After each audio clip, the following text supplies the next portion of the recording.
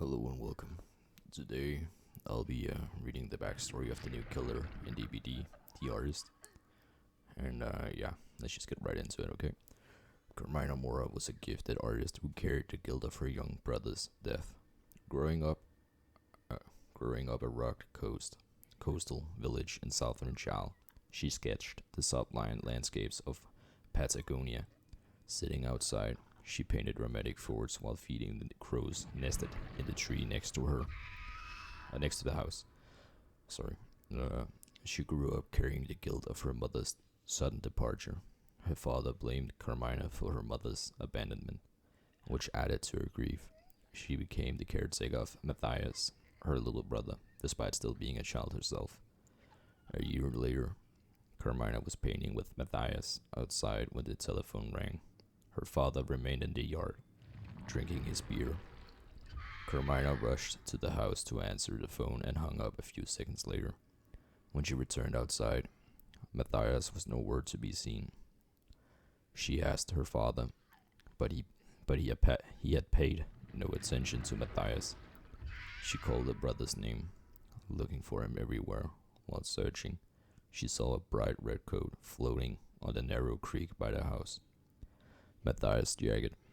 She jumped into the creek and found him floating on the surface with vacant eyes unblinking. He had fallen and drowned. Her scream toward the sky.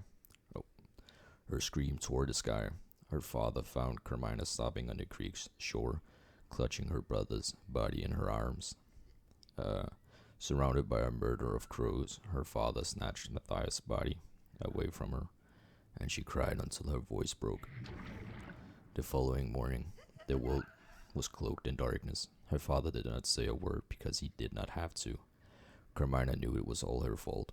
Months passed, yet her loss was as fresh as morning dew, cribbled with self-loathing. She could no longer paint without Matthias. Life had no meaning. On the bleak morning of Matthias's birthday, Carmina walked to a narrow bridge several blocks away from home. She was convinced that nothing could bring her relief. Her mother was gone, her brother was dead, and her father blamed her for it all. She was convinced that she had nothing left to live for. Carmina walked to the railing of the bridge that stood over the turbulent river. Locals had nicknamed the spot Death Leap. Several cars drove by Carmina, but none stopped. No one seemed to care. She climbed over the railing and her legs wobbled as she stood on the lip of the bridge. She looked down, watching the fierce river smash into a large, giant boulder. She closed her eyes. See you soon, Matthias. Suddenly, a, cap- a cacophony of coughs filled the sky. Carmina opened her eyes and saw a black cloud of feathers flying toward her. The cloud split open and glossy black crows dove from the sky.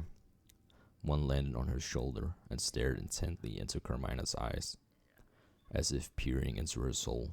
Her grip on the railing loosened, and the crows coughed recklessly. Carmina stared at the crows, confused. Another crow landed on the railing, then another. Soon, a flock of crows were covering the railing of the bridge, staying close to her. She felt their heavy stare on her, calculative and enigmatic. Enigmatic, yeah, as if they were assessing her. She looked down for a second, and a thunder of calves interrupted her dark impulse. The crows seemed to care about her well-being. As she dangled over the edge with the wind blowing through her raven hair, Carmina felt akin to them. For the first time since Matthias had died, Carmina did not feel alone. She returned home, giving life another chance. The crows left, but Carmina suspected that if anything happened to her, they would return. Inspired by her ordeal, Carmina picked up a brush.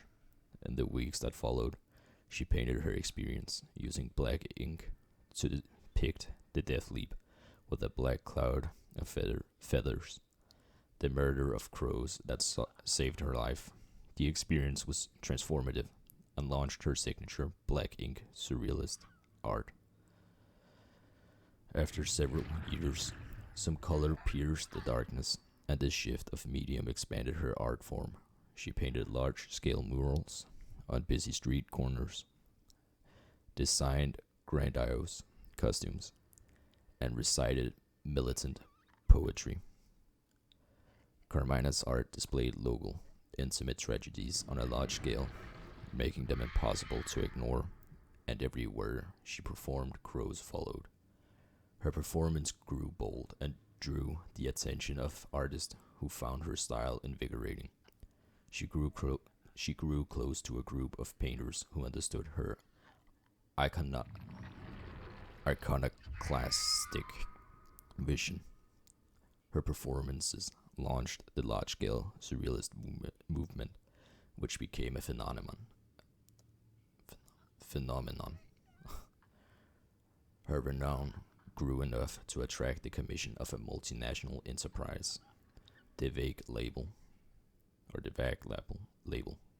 Carmina investigated the group, discovering that they gifted art pieces to select disreputable congressmen. VAG's commissioned artists seemed to disappear afterwards. Determined to expose the group's link to corrupt politics, Carmina accepted VAG's commission. The following week, Carmina painted a giant mural on a cemetery's columbarium, displaying the VAG label logo as a surrealist Grim Reaper harvesting the fields of Chilean families. She wore a theatrical dress as she painted, on which she had stitched a poem about political revolution. The piece sparked a radical debate about corruption. The controversy painted a target on Carmina's back after receiving anonymous death threats. She took refuge in her father's house, bringing along her closest friends for safety. That night, a gang of masked gunmen broke into the house. They swiftly subdued Carmina and her friends, threw them in a van, and drove off. The following morning, a dry breeze blew sand on Carmina's face, awakening her. She was seated in a chair in the middle of the desert with her legs tied and her hands handcuffed. Her friends were lying on the ground, tied up. A shadow fell over her face. Carmina looked up. A man, dressed in a long robe, with his face hidden in a dark hood, approached her. He pulled a silvery knife from his robe. He grabbed her hands and recited a hymn in an unfamiliar language. Carmina held his gaze. He paused and brought down his blade with a sudden blow. She cried in agony as her friends woke to a terrible sight. Carmina's severed hands falling in the sand. The handcuffs followed, landing into a pool of blood. The hooded man smiled in satisfaction. How are you going to paint now? Huh? Carmina cursed and screamed at him, wriggling against the bonds on her legs. The man grabbed Carmina's chin. She spit in his face. He grunted and pried her mouth open, pulling out her tongue. Carmina struggled against his hold. In a violent blow, he chopped off Carmina's tongue. She howled in anguish. The man wiped his blade on his robe, leaving a trail of blood. How are you going to recite poems now? Sorrow swelled in Carmina's chest, sharper than pain. Overwhelmed by uncontrollable rage, grief, and loss overcame her senses. She had lost her little brother, and she had lost the only way to cope with such pain. Carmina screamed, like on the day her brother died. Raucous coughs echoed through the wasteland. The sky was obscured by a cyclone of dark clouds. Black feathers fell on Carmina's bleeding arms. She looked up and saw a torrent of crows erupting from the clouds, diving on the hooded man. As the ravenous crows pecked at his flesh mercilessly, Carmina smiled, watching her surrealist art coming to life. But her heart lurched with rage when she saw the crows move on to their next target, her friends on the ground. She screamed as waves of pain, guilt, and fright overwhelmed her, but it was in vain. The ravenous crows were uncontrollable. Darkness fell over her eyes as her friends' agonizing screams grew more acute.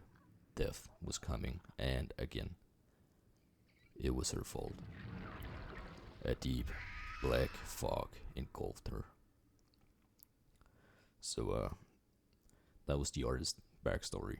And yeah, now I'll just be reading the text on her perks. Are we nothing but prisoners to our sorrow? The pain spills beyond flesh, darkness staining the horizon. Though a pentimento is an inherently concealed piece of art, there is something to be said of the desire to discover that which is beyond. Yeah, so that was it. Have a great day, and I'll see you around.